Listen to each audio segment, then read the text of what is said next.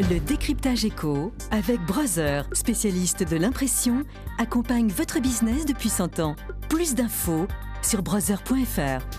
Et Vincent, mauvais chiffre pour l'économie française. Notre commerce extérieur a accusé un déficit record. Alors, pourquoi donc le Made in France est-il en perte de vitesse? Eh bien, c'est l'une des grandes questions de l'économie française, Fabienne, avec ce paradoxe. Jusqu'à la fin des années 90, les produits français se vendent partout en Europe et même dans le monde, au point que notre balance commerciale est excédentaire. La France vend alors beaucoup plus de biens et de services qu'elle n'en achète. Et au tournant du millénaire, dès le début des années 2000, eh bien, se produit un décrochage brutal et désormais continu. Dans le commerce mondial, la part de la France continue de se réduire. Les derniers chiffres tombés cette semaine confirment cette perte d'influence et de part de marché, y compris dans ce qui était notre jardin naturel, c'est-à-dire la zone euro. Y compris également, et ce qui est complètement nouveau, dans le domaine des services qui avaient jusqu'ici très bien résisté. C'était même l'un des points forts de la France. Eh bien, au début de ce décrochage, on ne s'est pas trop inquiété. On s'est dit, bon, c'est un peu caché derrière la facture énergétique, qui était certes considérable, sauf que cette dégradation de notre commerce continue alors que les prix d'énergie sont très bas depuis 2 ans.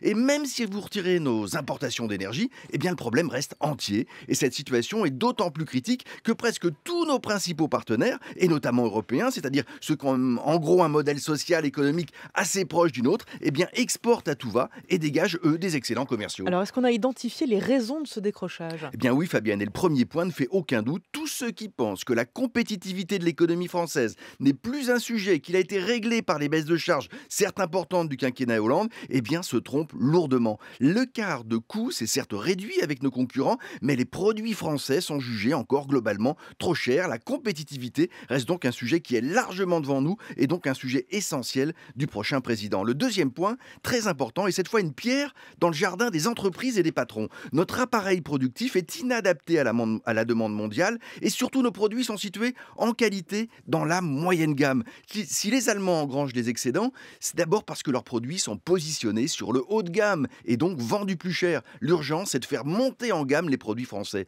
Le troisième facteur, Fabienne, c'est l'épuisement de notre industrie qui a vraiment atteint un seuil critique. Or, une économie développée nécessite une base industrielle pour exporter. C'est dans l'industrie qu'il y a une capacité d'innovation dans des secteurs à très forte valeur ajoutée. Bref, ce que vous nous dites, c'est que la France a encore du mal à s'adapter au changement de la mondialisation. C'est exactement ça, Fabienne. Notre appareil productif n'est pas assez tourné vers les pays émergents, notamment l'Asie, qui ne représente que 15% du total de nos échanges. Nous n'avons pas encore assez pris conscience de la bascule économique intervenue dans l'économie mondiale. C'est aussi sur ce terrain-là que nos principaux concurrents font mieux. Nous devons sillonner, défricher ces nouvelles routes commerciales dans ces zones émergentes à forte croissance. Ce tableau vous paraît peut-être un peu noir, Fabienne, mais la bonne nouvelle, c'est qu'il n'y a aucune fatalité à cette situation. Chacun des facteurs que j'ai évoqués peut être traité au moins sur le moyen terme. Certains pays ont su renverser la vapeur. C'est une question de vision, de doctrine, d'ambition, de détermination. Cela tombe bien, on est juste en campagne électorale, non? Oui, comme vous dites. Vincent Giret du journal Le Monde sur France Info.